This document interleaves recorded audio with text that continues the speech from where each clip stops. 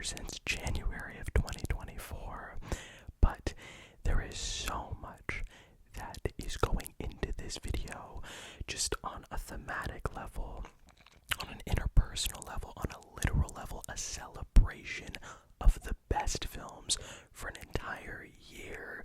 I look forward to this. It's one of my favorite videos to do, although I've done one, and I think that is kind of going to be the first thing I bring up. But first, peep the fit. Cardigan from like a librarian, a button up. I was going to do a tie, but I'm quite going to be honest with you. I literally, and I'm being so legitimate with you, realized that at 21 years of age, for the making of this video, I came to the epiphany that I don't know how to tie a tie. Yeah, we are kind of cooked. But before I get into the layers here, and of course eventually the movies and what I'm going to break down, because it's going to be a bit of a different list compared to what you typically see. If you aren't familiar, this is your go-to one-stop shop for movies, pop culture, tingles, all through ASMR and movie talk. So please, if you have not already, consider subscribing, hitting that like button, and please, more than ever, let me know of your thoughts. What were your favorite films of last year, of 2024? Shout them all out. Give me a top 50, 20, 10, 5, 2, 1. If you only saw like a clip of a movie and you liked it, let me know. This is all about the engagement and interaction here, especially in a celebratorial video about movies. So please, just let me know. As of the recording of this video, we are in March of 2025, 3 months after 2024, and for a majority of people, if not all of them, they've already put out their videos, they've already published their reviews, documenting their favorites. But for me, the whole reason why I wait this long is so I can give every piece of art the bare minimum as an audience member to the artist, which is my time. And I don't know about you as well, my time is kind of limited, especially with work, going back to school. Last year was a lot, and I needed some time mentally. It was the hardest year of my life, and there really isn't any competition, and that's kind of saying something, considering that by the end of 2023, I was hit by a car and needed some intense surgery on my leg, and I still consider 2024 even worse. That's a whole lot. Needless to say, I needed to give ample time and energy to each project. You see, I did a best of the year of 2022 list. I didn't do 23, and here we are doing 24. 23, I did the issue that I found out way too late, which was that I was very naive to say I'm gonna wait to see every single one of the movies that I want in theaters. I waited on a couple films too long. I still haven't seen them. It was by that point May. I was like, okay, we're moving on, and that kind of broke my heart. We're not doing that this time. I did whatever I could to watch films and put them in a list that is well over 100 plus movies I saw last year. This was a great year for movies. In my opinion, there was only like maybe 5, 10-ish movies that I didn't really like. Some that I despise, but we're not talking about that. That is not the point of this channel. I am here to talk about and celebrate the movies that worked, the beauty, and I'm going to guarantee that there are going to be some films, picks on this list that you've never heard of, and that my job is done, and I hope you get a look and seek these movies out like I did, because this year was kind of resounding in many ways, probably the most subverted of my expectations I've been going into a year. The stuff that I thought would hit sometimes didn't. The things that I had next to no expectations for jettisoned into my top 5, 10, maybe even top 3. So it's going to be a crazy list.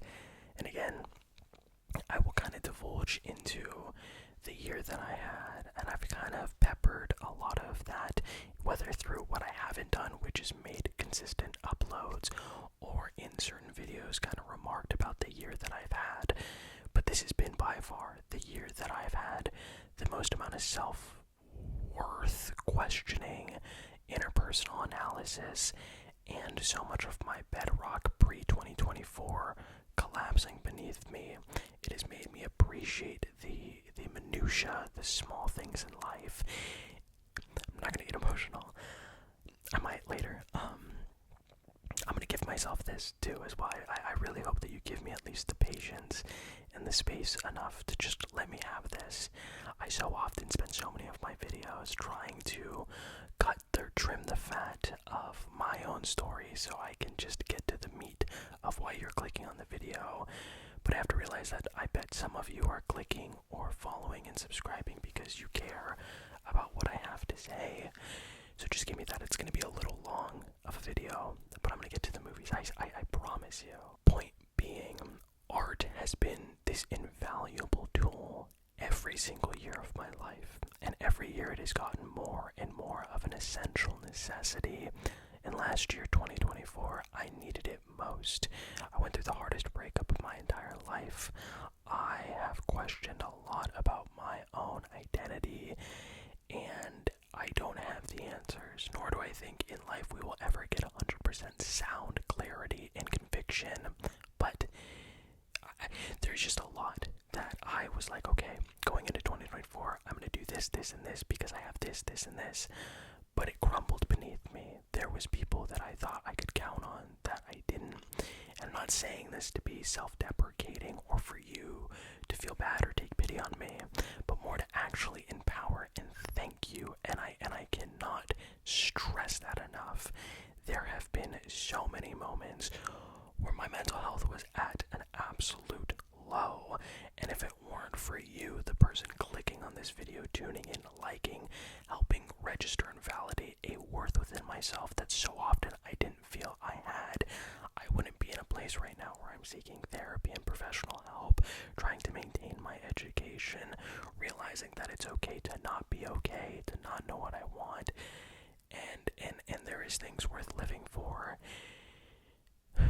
So thank you. Yeah, I'm trying to hold this back because I have my list right here.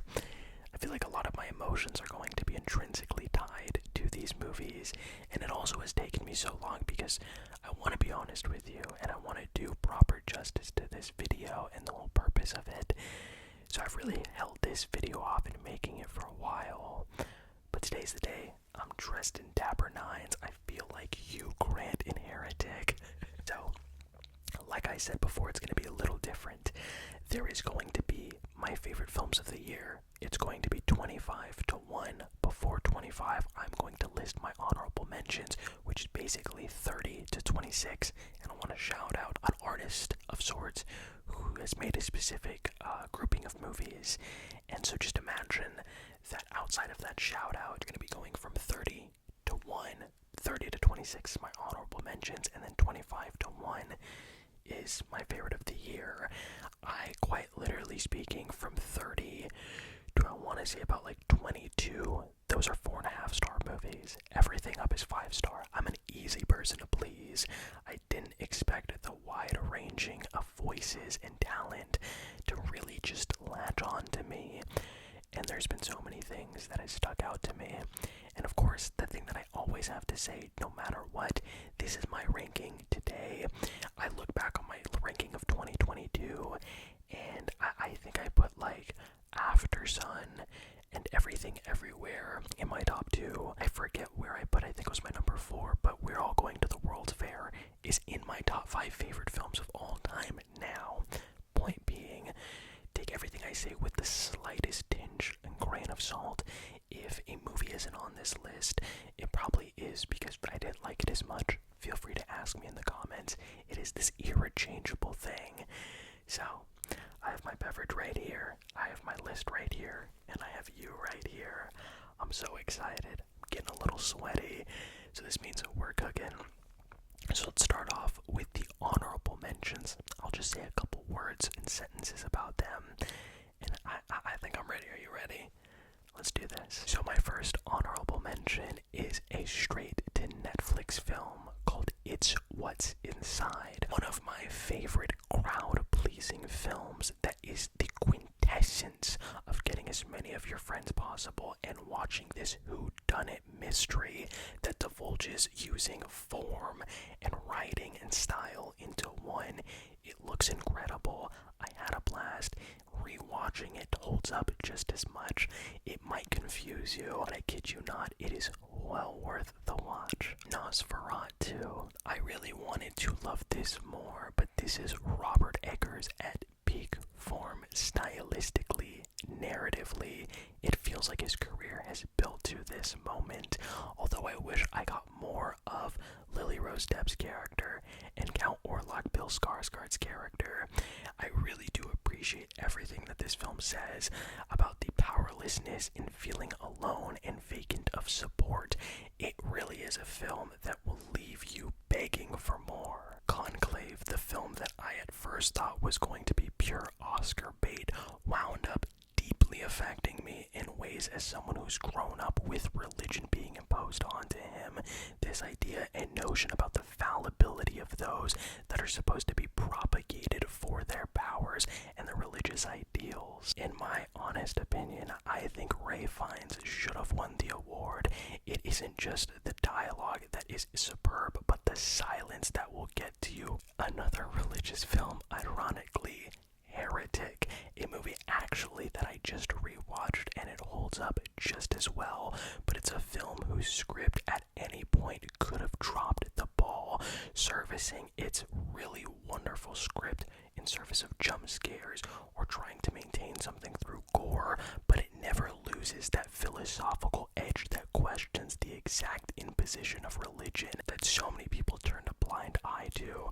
Hugh Grant gives one of the best performances of the year. It is shot like a razor-sharp film, and I have not quite stopped thinking about it since. Janet Planet is a movie that when I first saw it, I really loved, but subconsciously I didn't even register the fact that I had been thinking about it every single day since. A story about a mother and daughter trying their best in a relationship and dichotomy that I've never quite seen put onto film in this way. It will make you feel flooded with a sense of nostalgia, of yearning for a time period that you never had. Finally, for my last honorable mention, I need to shout out the filmmaker Alice McKay. She is in her early 20s, I think she is 20, and she is a trans woman pumping out some of the most creative and innovative pieces of art with the lowest budgets imaginable. She could fool you with every single thing she's made. I've seen 3 of her films, all of which are on Shudder, starting with T-Blockers, then Carnage for Christmas, and Satanic Panic. They are so effective with what they're trying to say. This is a filmmaker that you need to keep an eye out for. I loved her films so much, and without them, I really don't think I would have been able to brave the storm that I went through. Alright, those are my honorable mentions. Now let's kick this off at 25 with... Part of me hasn't really left the theater since I saw Snack Shack, a movie I had hopes for, considering that this was the follow-up to Adam Reimer's previous film, Dinner in America, which was a very dark comedy that really takes comedic elements but says something so much more beautiful, and I fell in love with those characters. That felt like it was amped up to 11 with 2 best friends in high school during summer just trying to make money in the wildest ways possible. Gabriel LaBelle from The Fabelmans does steal this show, but it is both of their dynamics that I found that by the 3rd act kicks it into this emotional undercurrent that left me, and I'm not even joking with you, weeping. There is a moment in this film, a one-shot take, that I didn't even realize how much it was affecting me until my cheeks were hurting because of the tears. My face was so scrunched. I love this film so much. It feels like a melding of Dazed and Confused meets Adventureland put together, but by a heart that I haven't seen a comedy that works so well in its humor, hit so personally on its its emotional back end. I hope I can buy this movie physically if it gets released, and I wanted so badly to put it higher, but unfortunately this movie and this year especially banged so hard that it is 25. But again, I adore it. At 24, we have... Although there is still a couple of horror films that I put above The First Omen, I would have no issue saying it is the best constructed, technically achieved horror film of last year. It pulsates to its own rhythm, and the fact alone that this was the feature debut of Arcasia Stevenson, the director, it blew my mind. Again, this movie is supposed to be a pseudo prequel to The Omen, and you could have just cashed in on the name alone, but at every turn it becomes this nightmarish descent into the depths of hell. Its imagery is something that has stuck with me so much. Nell Tiger-Free, who leads this film, needs to have more attention. I hope she gets role after role from this. Her physical and her emotional presence is something that will stick with me. Again, even when I had seen it, I still think that she stands above as being the best performance in a horror film. Maybe second to someone else. We'll get to that, though. I love this film. I loved it, although I do think those last 5 minutes does kind of diminish the potency of that third act. Everything that leads up to that point ripped so freaking hard. Netflix kind of coming in with another rare W, because at number 23 we have a film that basically is set within the apartment of three daughters, three sisters to a father who's in hospice on his last breath, and really it is the dysfunction of them being estranged for so long and a death so imminent like their father's that has to bring them together. But they are three entirely different women. His three daughters really knocked me flat on my ass. Look, I am a sucker for bottled location films. I always tell people it's either the one location movies or the films that take place over a 24-hour period that will just engross me. I think there is just so much you can do and play off of with the actors and characters, and this is no exception. Quite literally, every single performance in the way that it's written, you will get a whole different perspective from. These are three daughters, wives, mothers that are going through their own sort of grief, denial, acceptance, repression, acceptance, celebration of their father's death, a man that meant so much to each of them. Elizabeth Olsen, Carrie Coon, and Natasha Lyonne. It could just be a blind bag toss-up for who would get an award. All of them deserve it. There is a two-shot combo by the end of the movie that I had to pause the film. I had to quite literally pause the damn movie because of how so emotionally rousing it was, and it stupefied me. The movie gutted me.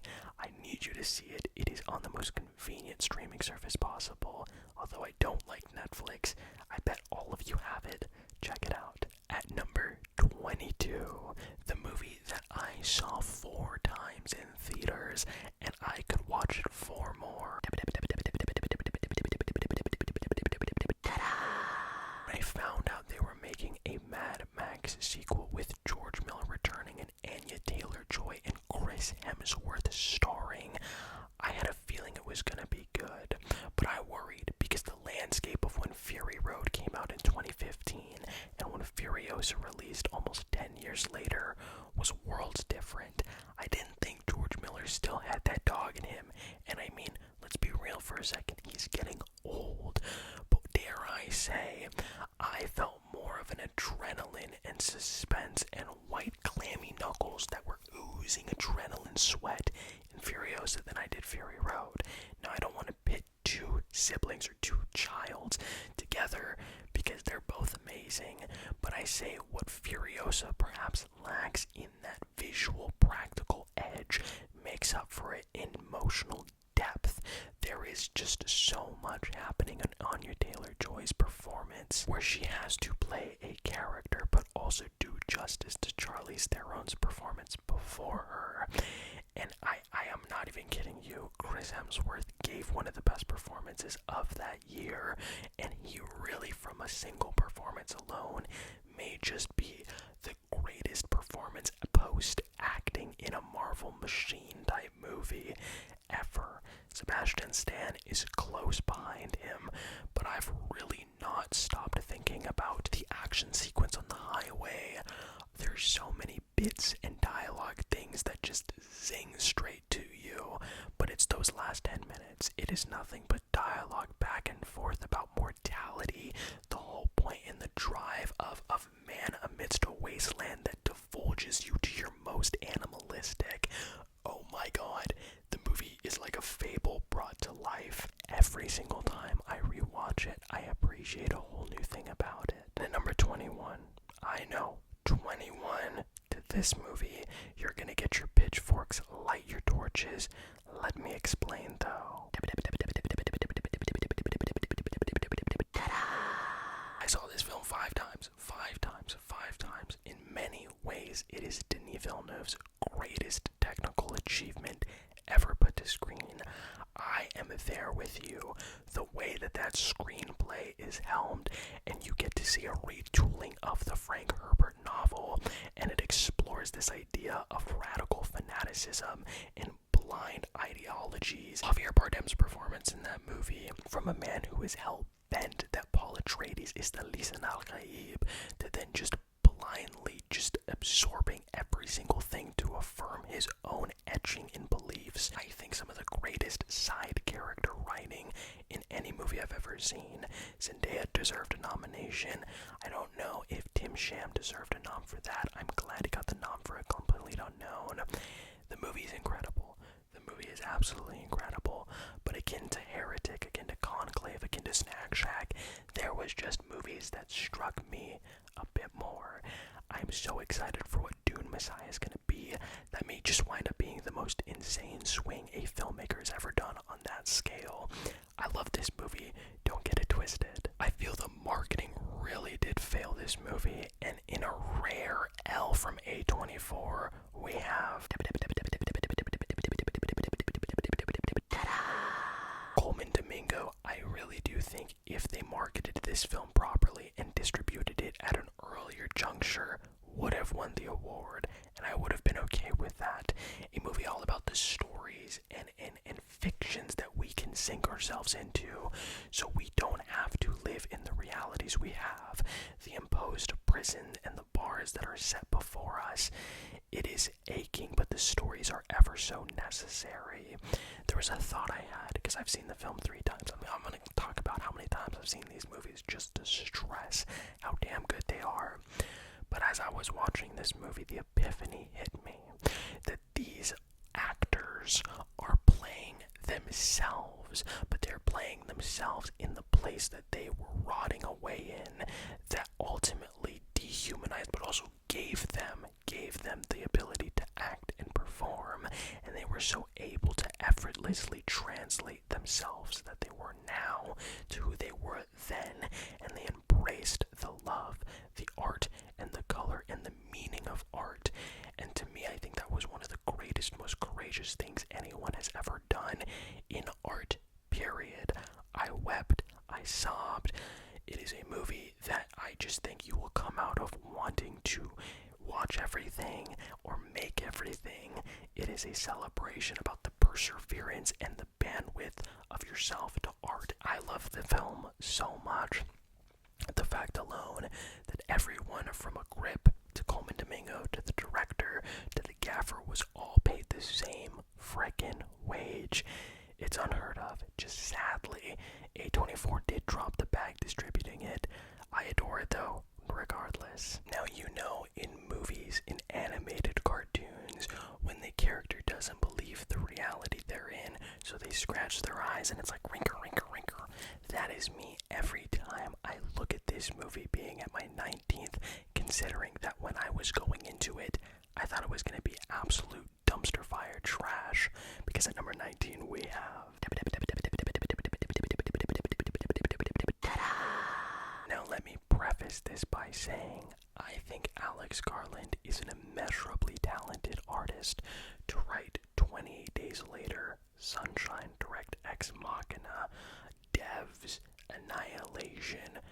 the man is a genius. I bet I've forgotten about some of the stuff he's written or directed that's even better. But the simple fact alone is that if you have your name attached to the script or directing credit of a film like Men, a movie that feels like it was made by a middle schooler with the amount of depth and attempt, the title alone, that movie is abhorrent schlop. Terrible, terrible, terrible, terrible. I hate that movie so much so that I thought Alex Garland was so beyond cooked as an artist, like he had lost his mind and was trying to find it but never did, and made Men instead. That movie is deplorable, so bad. Point being, oh, okay, Alex Garland, the horror guy, is going to make a political thriller called Civil War. Yeah, we're cooked. We're cooked. So I sat, it was like a Thursday, all the way back in March. I watched the film in IMAX, and I was gobsmacked. Absolutely just taken aback by the technical ability of how incredibly shot it was.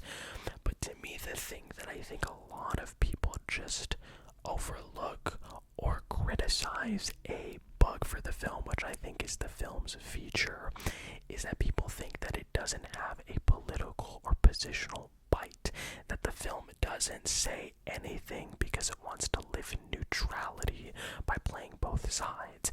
And to that I say, that's the effing point. To me, it is about the neutrality that war photographers profess they have, and that they shoot what is happening instead of trying to put their own garnish or angle into it. But as the film explores time and time again, that is a lie that they tell themselves to make the medicine go down or to make the world spin, because no matter what, in my opinion at least, the lights that I put, the background that I have, the movies that I show are all there to keenly make you feel and elicit a certain emotion. There is biases behind every single thing. And to me, the movie was aces. Absolute aces. It is absolutely haunting in the best ways imaginable, showing the brutality, the viciousness of war, but the way that people crave it and gain purpose from it, from the photographers to the military. And to me, when I heard there was someone that said the movie doesn't really develop the war enough, and there was someone that then responded to that. I forget who it was, and I wish I could remember for the life of me so I can credit them, but they said Alex Garland depicts war and the position that the U.S. takes in this movie akin to the way so much of American filmmaking depicts the foreign nations in wars, oftentimes as faceless foreigners that we need to eradicate, yada yada yada, so on and so forth, etc. Either way, I am not trying to explain this movie, although I just tried to. The movie rips. It holds up. I think about it continually.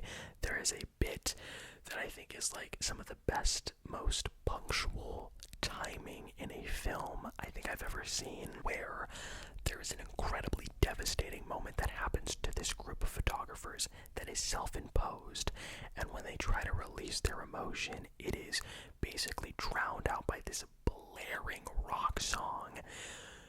I love this film so much. Sharp left turn at number 18. We have one of two Luca Guadagnino films. Maybe the second will also be on this list, but here we have...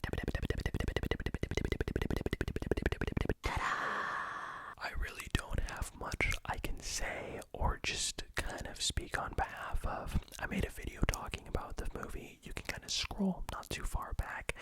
I loved it. I adored it. It is by far some of the most effective scoring and visual shot composition to elicit and invoke a sense of adrenaline. I love it. I really do. Zendaya, Mike Face, Josh O'Connor, the trio, the way and the hold that it had on TikTok and Twitter. It was a time to be alive, so much so, and I think I referenced it in my review. I doubled that with a re-release of my favorite movie of all time, Spider-Man 2, that was being re-released in theaters. To me, my brain was still thinking about Challengers by the time my head hit the pillow that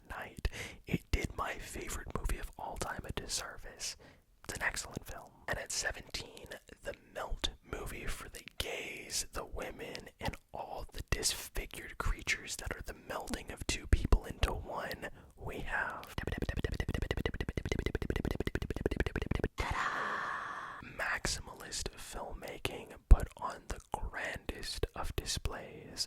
I think this movie really is, to me, one of the greatest 2024 darlings there was.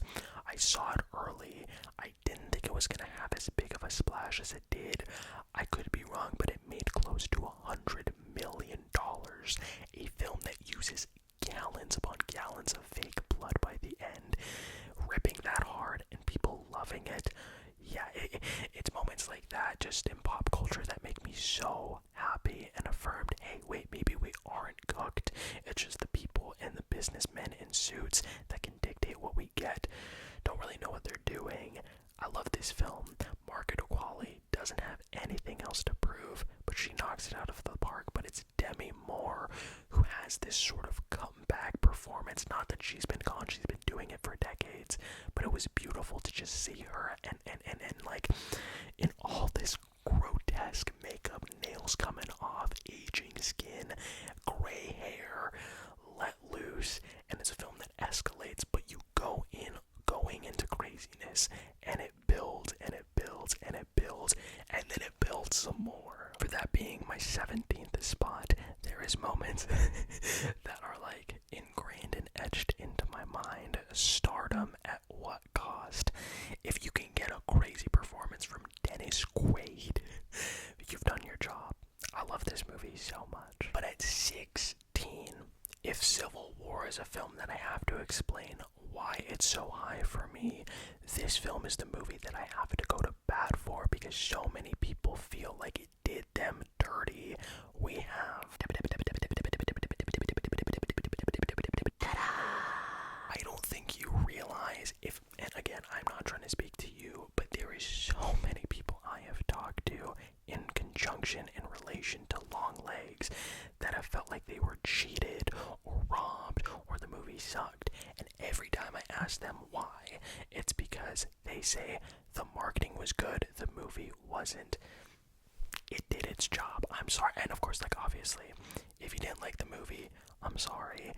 But if the marketing got you there, it did its job. And please, if I could go back to any point in 2024, it would be when those cryptic, very like Fincher 70-esque moments and images and stills and teasers that were so just cryptic and like ciphers that you wanted to decode were coming out. Dude, oh my, I got goosebumps. I got goosebumps. Why it works for me is because, and it really was affirmed by going to a Q&A with Osgood and Micah Monroe. He said to him, he just wanted to make a fun, silly movie where the serial killer is the dumbest incel-like person alive. And I think when you look at it from that perspective, there is so many moments that are both creepy and unbelievably well shot, and it is so eerie, but it's also freaking hilarious. Having Nicolas Cage, it's like, to me, it capitalizes on the best of current era Nicolas Cage, but it also looks and feels and sounds like its own beast and monster.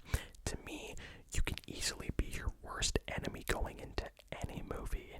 If you are expecting some cryptic decoding cipher and a jump scare a minute movie, it will become a Skinamarink for me as well, because I adore that film. But I love this thing so much. Sorry, I just slapped my leg because of how much I love this thing. It's a blast that revels in all its satanic scariness. To me, it is a movie that just feels so emblematic of the times where you can use social media to make you want to see a movie. And I did. It delivered. I've seen it twice to make sure that it delivered just as much. It has an opening that, like, two things. Got to see it early, and I'm not saying that to flex, but just for context, had no idea when that jump of him, not trying to spoil too much, coming into frame, cut to the title. Oh my god,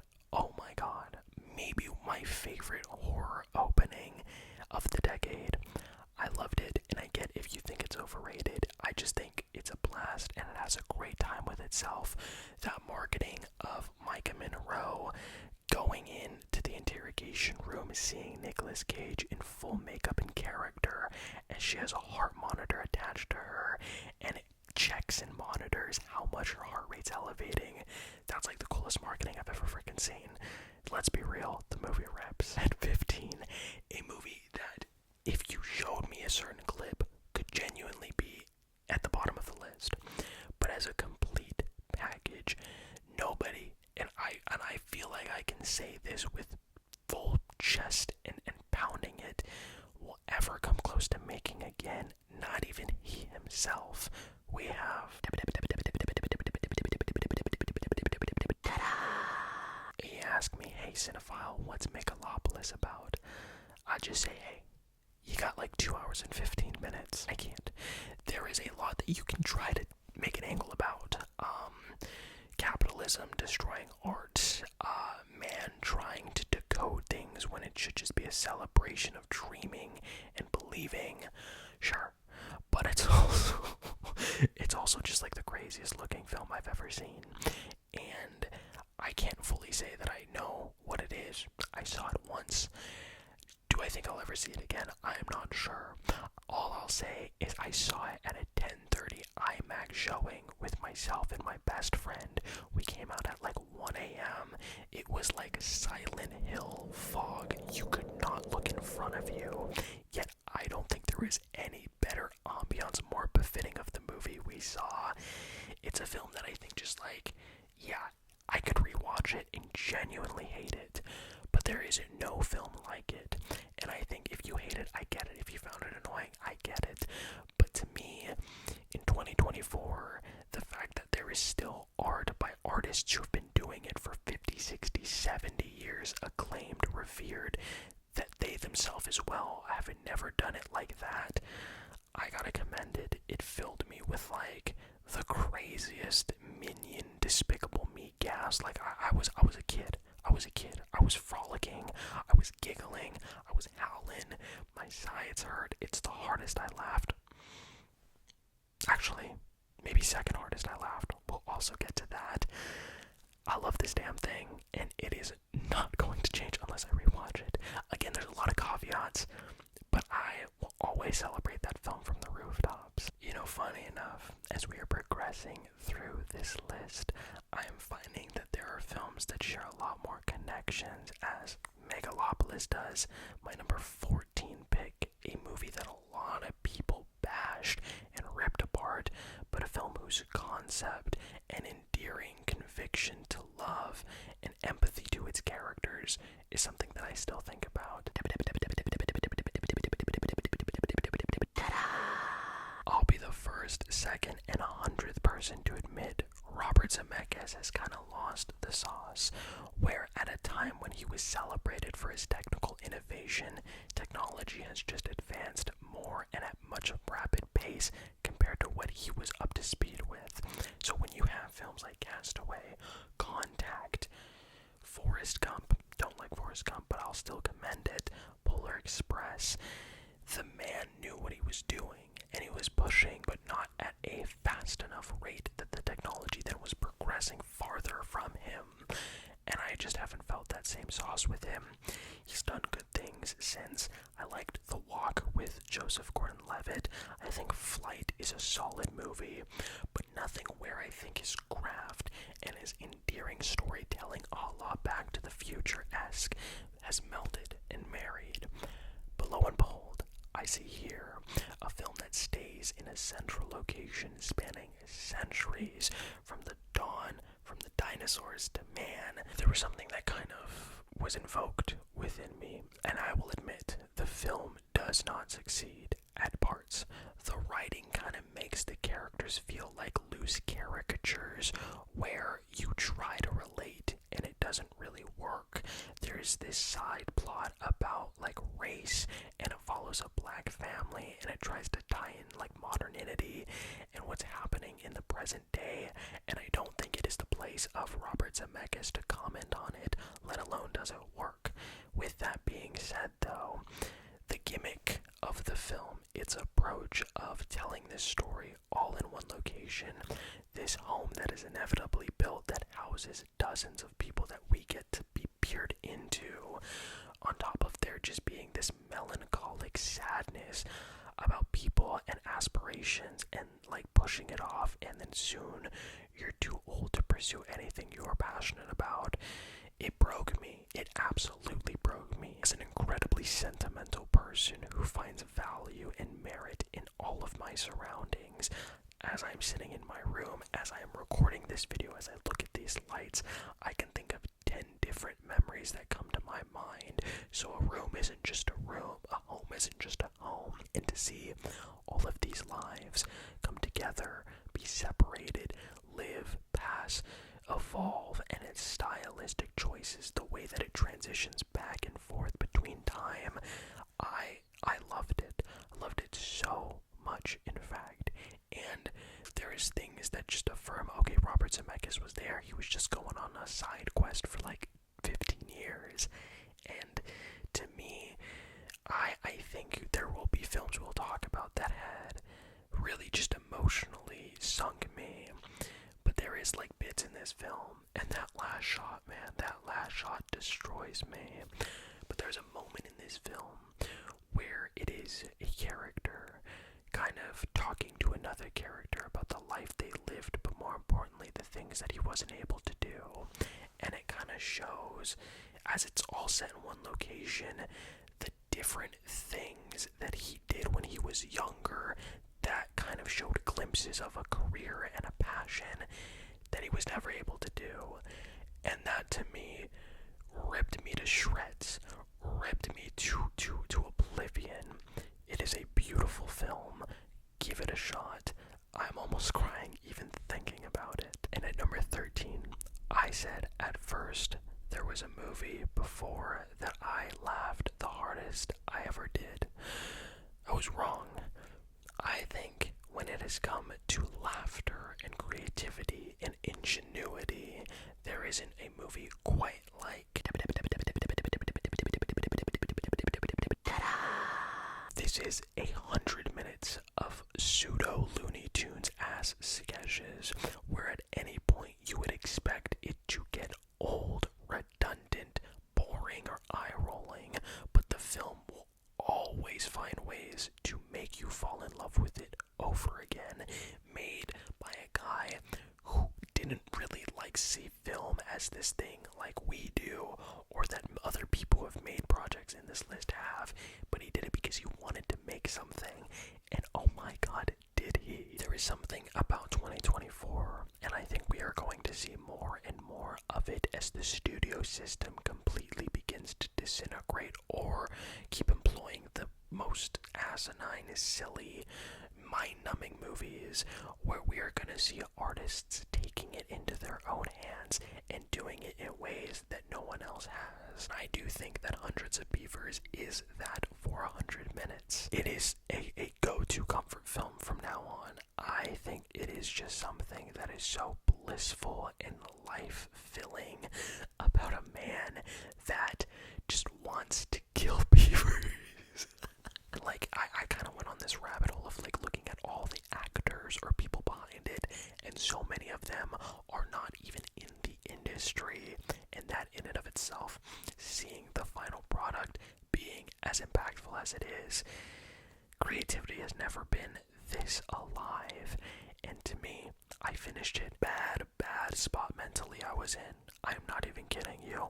It was like an herbal medicine that brought me back into the land of the living, where I watched it. I started the film, I was depersonalizing like crazy, had a horrible like month, and by the time it finished, I felt invigorated. I'm not even kidding you. Without having watched that movie, which was fairly recent, like 2 weeks ago, I would not be recording this video. You need to see it. I'm going to be totally transparent here.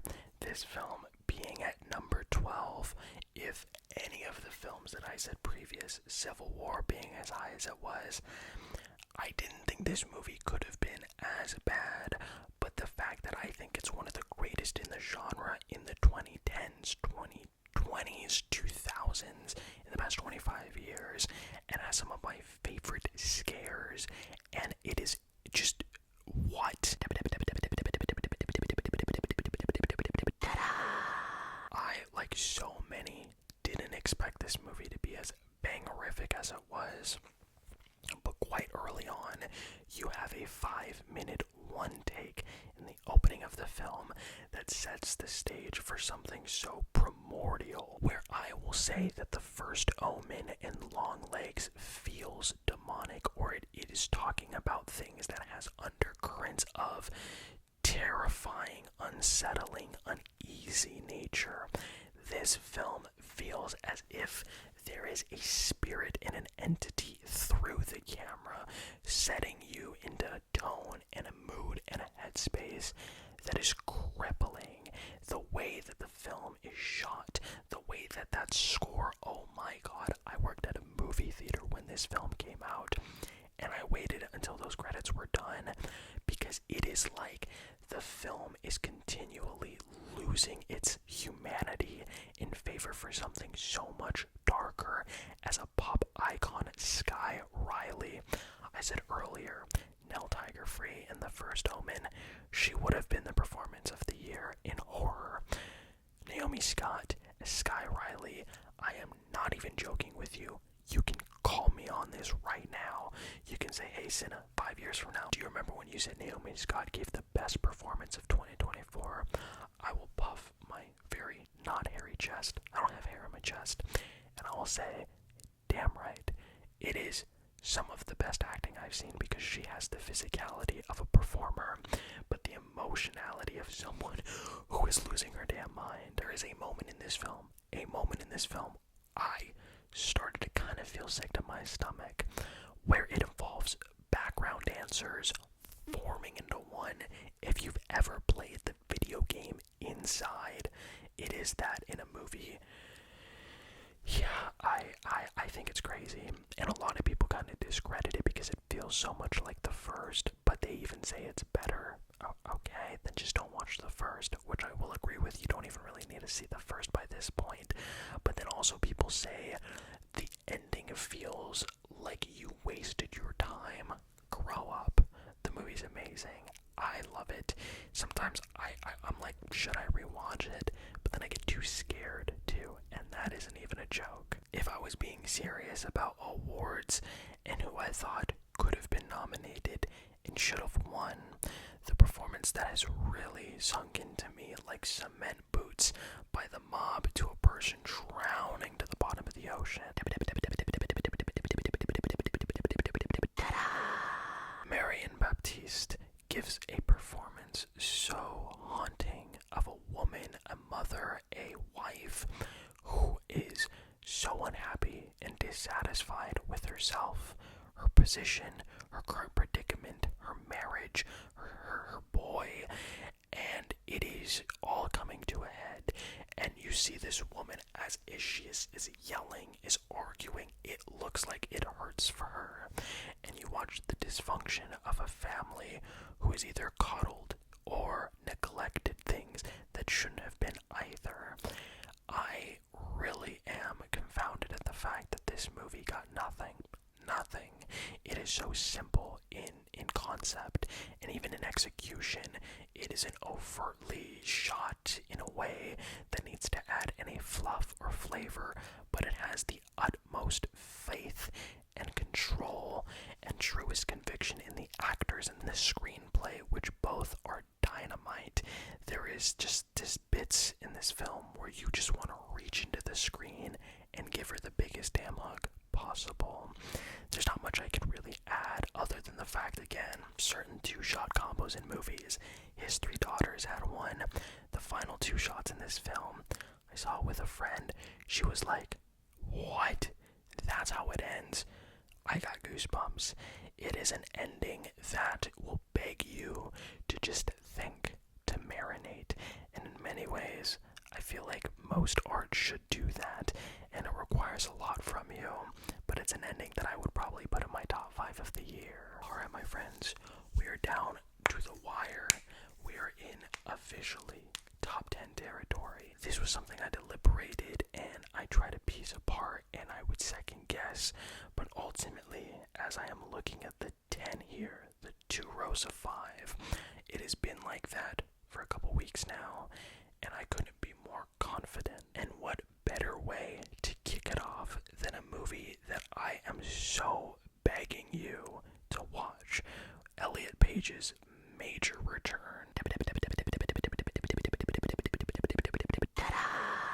The story about a man post-transition coming back to visit his family to celebrate his father's birthday, and all the flooding emotions that come with coming back to a place that you grew up in, but not in the skin and the body that you feel most comfortable at. Meeting your family again, meeting the family's significant others, who is accepting, who is rejecting, who is suppressing their thoughts, all about him. And to me, the thing that I was most excited for about Close to You was hearing that about 53 to close to an hour of the film was completely improvised. From every actor on screen, every camera movement, it was guerrilla style as a fluid, organic relationship was formed. And you feel that. And I think it is that approach of minimalist filmmaking for the most maximal emotion, as Elliot Page is stepping in to a life not too far from his own, that really did just... I melted. There's a couple films that deal with the confrontation of your own identity and your own gender. And I guess, like, I'm figuring it out. I'm not saying anything. I'm not making any affirmative statements here. I'm figuring it out. So to watch someone go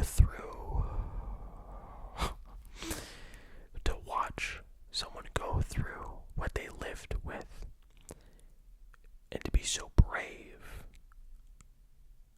to hope that every person that helped raise them would just embrace them like they once did. It blows my mind to think that there's people in this world that would rather watch others suffer than acknowledge the fact that, hey, maybe these people are actually as happy as they say, and they went through all this surgery, medicine, to be that person that they want. Maybe that's who they are. I don't know. The world's so backwards. The movie's amazing, though. I loved it. At number 9, we have the film that I think I question quite often how they were able to execute a story with a runtime under 90 minutes that hits, works, and settles in your stomach quite like it does. Because here we have two cousins reuniting to go visit the land and the world and the time and the place that their dead, deceased grandmother once roamed, as a way to rekindle their relationship, but also pay homage to a grandmother that they loved. Here you have just, it's a powerhouse of technical screenwriting, of performance from Jesse Eisenberg, and of course Kieran Culkin, but it really is the way that the unspoken word sits and will stay in your brain. And I think it comes down to how opposing these actors are, but also their characters. Jesse Eisenberg directing and writing a script he knew Kieran Culkin had to play. The fact that Kieran tried to get out of it 2 weeks before production, yet he still did it, and it came out the way that it did. I think people can be easily dismissive of this film, and I get it. There is an inherent simplicity in the film. Two people going on a trip, they go on the trip, it's over. But it's the fleeting moments, the things where you don't know what's going on inside each of them, that work so damn well. And it's something that I've continually thought about. That opening shot and that closing shot, we don't talk about nearly enough how films are so painstakingly done to lengths where sometimes the first and the last shots have a duality to them, and that alone is worth you watching it. At number 8, a movie that has garnered some controversy after having seen it, but even then, it doesn't come close to discrediting the talent and prowess on display. $10 million, 33 days to film this, one director and a vision. He seeks to dismantle the fallacy that is the American dream the immigrant story of a person who has dreams that are so often disillusioned or melted off of the power of capitalism and the people in power. It's monumental that this movie exists, a film with a clear, defined intermission, a film that does not hold your hand at any point and garners so much power in its ability to engross you through every technical ability. I think Adrien Brody's pretty great in the film. Having seen the Oscars, my goal was to make this video before the Oscars. I don't think he deserved that award. Guy Pearce is the reason, and Felicity Jones, to see it. Adrien Brody's great. Again, he's great. But their side performances and how they both influence Laszlo in both actually like the first part of the film, then the intermission, then the second part of the film. People say that second part is bad. I think they are one and the same coin. They needed to exist to really complement one another. That ending is the biggest middle finger in a film I've seen since Tar. I love it. There's not too much I can add. It's impeccably shot. The score is amazing. I'm glad they won. Yeah, if anything, I'm just so excited to see what Brady Colbert does next. Number 7, the film that you can be told over and over and over again will wreck you, that you will be a mess, it will reduce you, and you will be broken, yet all those things will be true, and you will still feel like you were not told the full scope of it all. I'm gonna relate this to a mini-series and the experience that my white self had when I watched Watchmen back in 2020, the mini-series. And the first episode opens with what I thought was a fictitious telling of something that could have been true, the Tulsa Massacre. Come to find out that it is a very real thing that the education system just does not inform you on. My mind and my heart especially shattered. The silent suffering of lives that you didn't even know were lost to causes or happenings that should have never existed, like the boys that went to Nickel and were suffered and dealt the most debilitating and aching hand. This movie, I think, should be essential viewing taught in schools for decades. Undertaking the style of being shot within the first person, you could not get any more of an intimate experience one-on-one to feel the suffering and pain that these people had to go through. There is an experience quite nothing like it, and to me, I don't think that many people will see this. And unfortunately, I think it's like, I don't like to put power or credit to the Oscars, but out of all the films that could have been nominated, that were nominated, Nickel Boys should have won, just off the fact alone that it would have put so many people on to an experience that is fundamental, that will change you by the time you come out.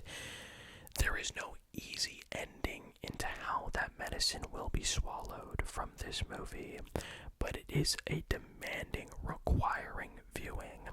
There's been some people that have said that the first person idea felt like a gimmick, or I've even seen people go as far to call it like a video game cutscene, which is a crazy ass statement to make, by the way. I don't think you could be any more wrong. Like, it is because of its style and form and approach that therefore makes the story feel that much more palpable. It worked for me. I hope it does for you. At number 6, we talk about how Hundreds of Beavers utilizes ingenuity in DIY filmmaking. Getting the experience and privilege to watch this in the big screen on Valentine's Day at my favorite theater with a Q&A from the director. It felt like Kismet prophecy, divine intervention striking down. I think The People's Joker is a testament, but more so a turning of the tides to showing, in a lot of ways, doing art and making it yourself in as unapologetic of a way as possible. Queer voices that need need to be heard, seen, and felt, and if the institutions won't allow you to have those doors be opened, kick those damn things down yourself. Telling the story about your trans journey and coming into your own mentally, physically, and emotionally through using the Joker, Gotham, and pre-existing DC characters under fair use guidelines is the most batshit thing, no pun intended, I have ever heard, but more so, ever seen. You know, in the Q&A, the director, Vera Drew, who I'm like now obsessed with, went over the lengths that she went in making sure that the film came out in the best way possible, and how she had so many moments where she didn't know if what she was going to have was anything of substance or note, but she believed in it. She believed in it because she experienced it. And there is something about the fact that, like, everybody should be telling stories from the bandwidth of what they know. And after that, be convicted in it, live in it, ruminate in it, and just celebrate the trauma in ways that has helped you be who you are, or the healing in ways that has allowed you to be who you are. I don't know. When it's all said and done, out of all the films that I had watched in 2024, although it is at number 6, there really hasn't been a film that has made me feel as empowered to make shit on my own and be happy about it. A lot of why I don't pursue creativity endeavors that have my own stamp on it is because I don't feel like I can do it. I don't feel like I have what it takes. That the fish is just gonna eat me in the sea. So it was pretty monumental to watch this film, have her talk about it, be so gleeful ear to ear. It's hilarious, it's absurd, it's stupid, but Jesus Christ, man, does it make you just love human beings and love queer people, queerness, diversity, and it brings color into this world. I love this movie so much. Well, now, ladies and gents, we have made it to the top 5. Let me do it 2 more times. Do 5, top 5. This is it. The ones that I have really thought about, with the exception, slight kind of revealing here, of my number 1 pick. When I watched that film, I pretty much knew immediately that was going to be my number 1 for the rest of the year. 2, 3, 4, and 5. I've swapped, I've changed, I have seen 3 out of those 4 multiple times, one of which I don't think I'm going to watch for years. But at number 5, we have my favorite filmmaker in top form. I don't want to hear it. Oh, it was stupid. Oh, it didn't make sense. How could he do this and not get caught if he was over there? I don't care. M. Night Shyamalan directs a film about a father and his daughter going to a concert, and the concert is performed by a singer named Lady Raven. Lady Raven is performed by Ashana Knight. Ashana Knight is M. Night's daughter. The story inherently is about a father having 2 lives, the life of his work as a killer and the life as a father. They begin to meld, and it becomes showing what it's like when you live to separate them instead of embracing them. It is embraced by having M. Night work with his daughter, bringing her into the fold. It is the most poetic shit alive, and it's also incredibly shot. Josh Hartnett, the Josh Hartnett Assance is back. He is amazing. He is so good looking. The movie is unbelievable. There is moments that you're like, what the hell am I watching? This is the greatest thing ever. People who say that by the time it leaves the concert, it becomes less interesting. You're wrong. Get out of here. There are so many layers upon layers upon layers. Infidelity, a lack of a surety in your marriage as a father, as a child, what it means to have a parental figure in your life. Look, I'm sorry I had that locked and like just suppressed because I've had to take it from people who say that the movie sucks. M. Night's a hack. You don't get it. You just haven't unlocked your third eye yet. The movie's amazing. I love it. I've seen it like 4 times. It is a hoot. And you know what's funny? I've shown it to multiple people, all of whom have loved it. So I feel like there is just this smear campaign against M. Night Shyamalan, but no one is ever doing it, nor will ever do it like that man. He is in this unique era of filmmaking, and I adore every bit of it. The fact that that DP shot that and Challengers and another movie all within the span of like a year and a half. He's God. There's so many gods in this film. Lady Raven Unite. I'll get you at the Lady Raven concert. But at number 4, the film that has upset me the most, has dug into a subconscious burrow and nestled there, and the flashes and imagery of the film has continually plagued me at night. As someone who has grown up to really see the internet explode circa like 2010 beyond way, and who's been given such a unique way of internet access, albeit unfeathered, all on my own, there has been really no film, maybe outside of We're All Going to the World's Fair, that showcases the disparity and the dehumanization that is required in order to be in spaces in the darkest depths of the internet, paired with how we are able to consume these horrific tragedies via true crime podcasts, shows, and media as if it is a Saturday morning cartoon. And there is a problem in that. There is an obsession that happens within people in this post-modern current era of digitized enhancing and immediacy.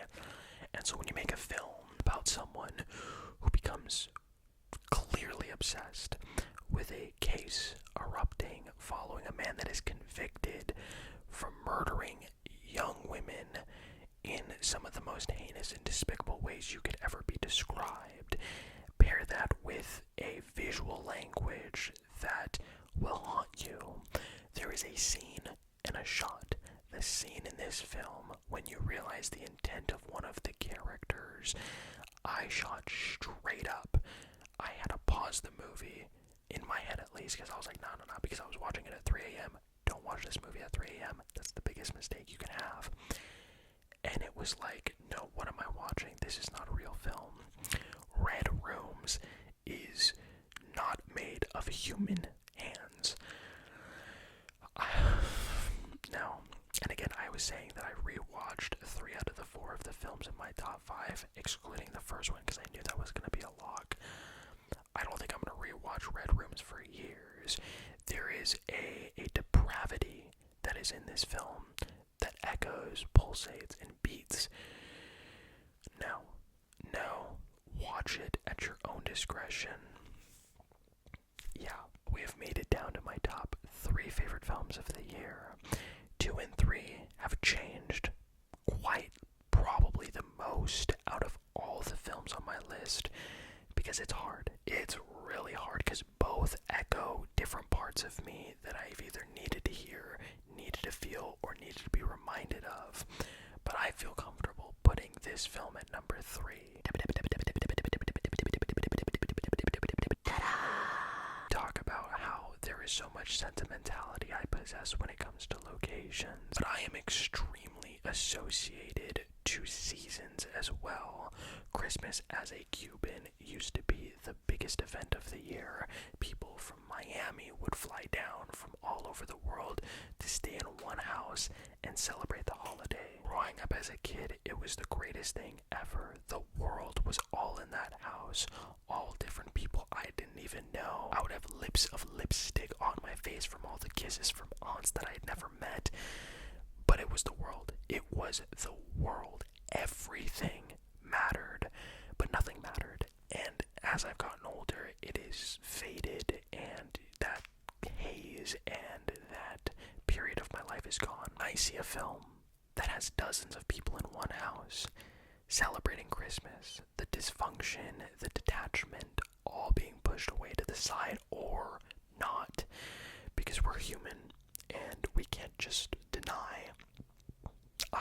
I fall in love. This movie strikes a keen, specific chord in me as you follow this family all in one house on Christmas Eve, celebrating old, young, seeing the different generations interact. That brought me back to when I was a little kid at my aunt's house with all my family in attendance. Nothing has ever done that before, and I think it possesses an invaluable energy and aura that just ruminates and it fills me. And I try to get it every year as I sit in front of the Christmas tree and I look at the lights and I get a flicker of it. But for an hour and 40 minutes, I get to live in it. And I owe everything to a film that was made for such a small budget. I have people I know who have worked on this film. So it's like, yeah, I think that to me is like the film that I hope you can check out. 2 and 1, I think, have done enough publicity and promotion to where I think you might have been able to hear it, especially if you've gotten this far into the video. But this is the film that, like, I've told people about. They're like, what was that? And I had to drive to a showing, and it was playing for one day. So you have to seek it out. So here I am telling you, especially if you're sentimental and love the holidays, watch this movie. But here we have it, a movie that I've kind of sidestepped. I've brought it up a little bit. The DP shot 3 films. This was one of them. Luca Guadagnino directed 2 films. This was one of them. The movie that is so often put behind Guadagnino's other film when ranking them, I think needs to be at the forefront because we have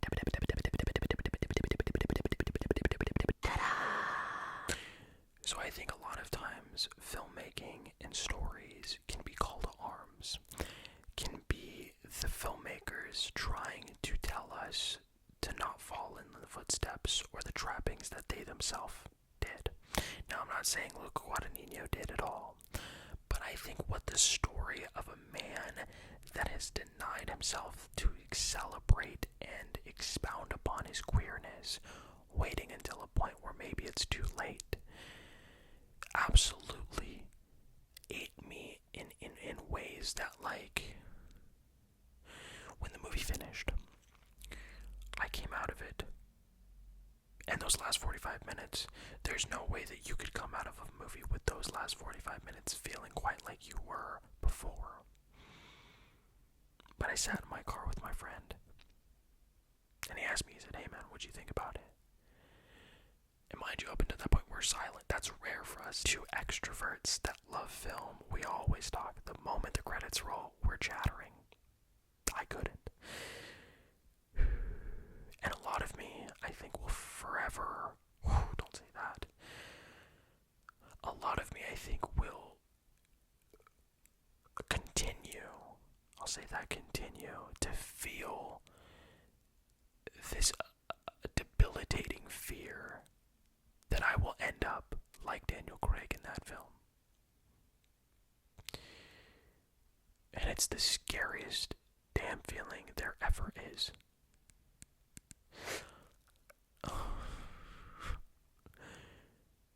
Yeah. He gives one of the greatest performances I've ever seen in a film. There's moments where he tries to act charismatic, but then it leans into desperation. And I think people kind of miss the intrinsic message of the film with him and Drew Starkey. It's an incredible film. And one that I will admit, out of every film in my top 10, I think it has a flaw that is pretty inherent. The original cut of the film is like 3 hours, I think.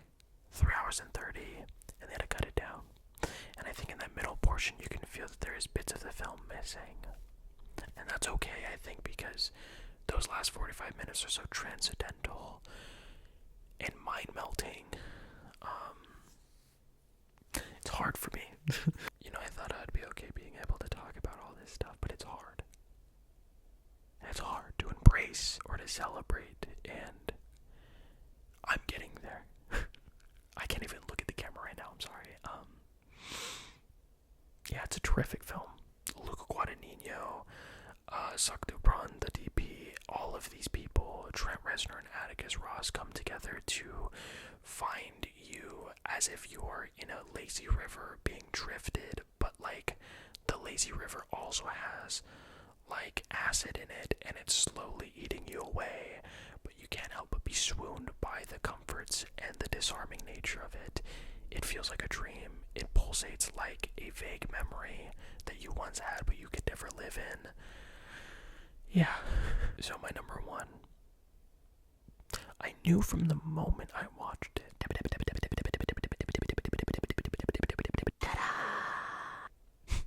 There's a lot of movies this year that are like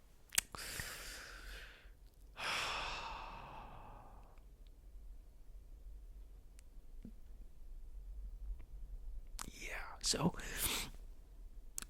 I think there's this weird through line in these movies this year, like Here, Close to You, Queer, Miller's Point, People's Joker, Hundreds of Beavers, TV Glow, where on the one hand, it hits me as a creative, as an aspiring artist.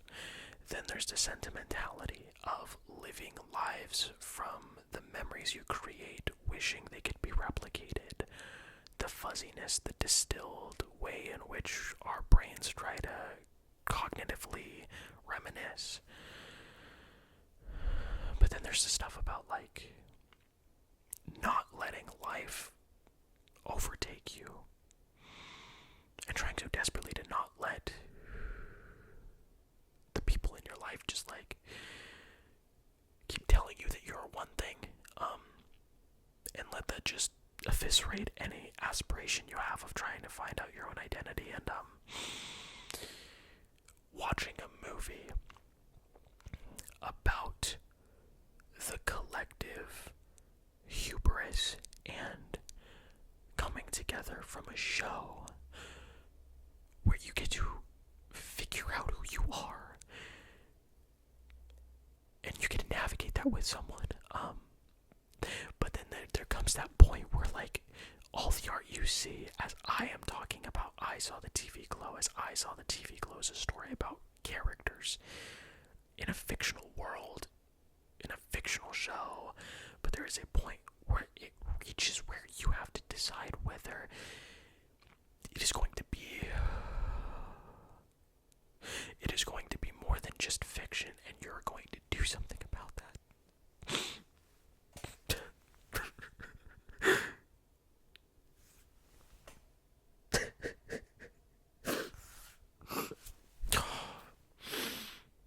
Okay, sorry.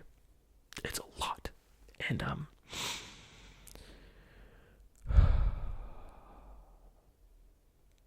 it's a thing I am still deciphering.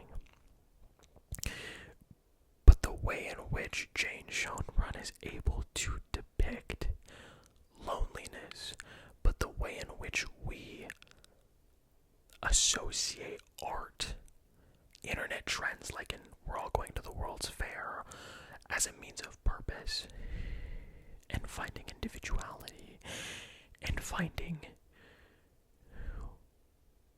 air to breathe.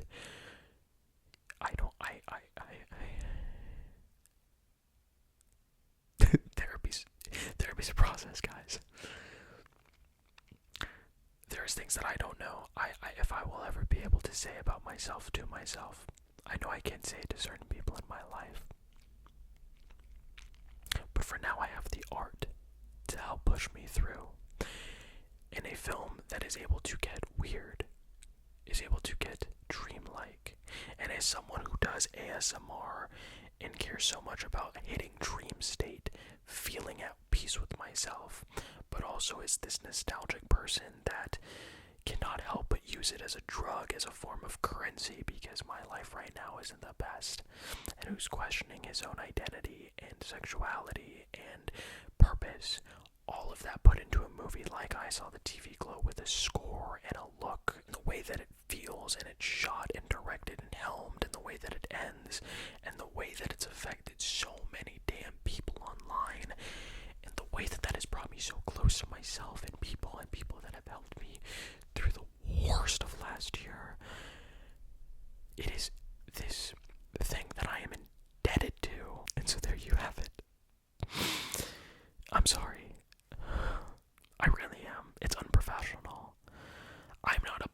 apologizing because I feel guilty. I'm apologizing because you didn't sign up for it. I am okay. I am getting there. I have prolonged this video because I wasn't okay, and now I am starting to feel better. It will ebb and flow. If you look back at my channel, you will see that there have been so many moments where I haven't uploaded, and I say I will, and I don't. I'm figuring it out. But for now, all I can say is thank you so much. Thank you for everything. This is my purpose for right now. Doing this. Talking about movies. Because I wouldn't be here without them.